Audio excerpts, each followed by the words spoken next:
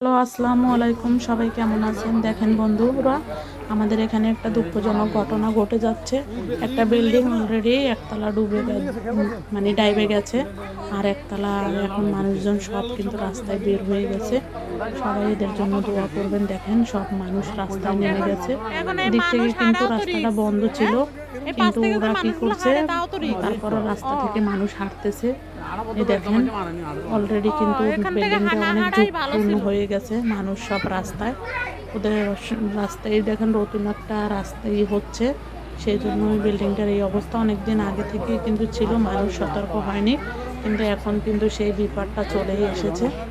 তাই এই দেখেন মানুষ সব শীতের দিন মানুষ মাল জিনিস নিয়ে সবাই কিন্তু রাস্তায় বের হয়েছে। ওদের জন্য সবাই দোয়া করবেন।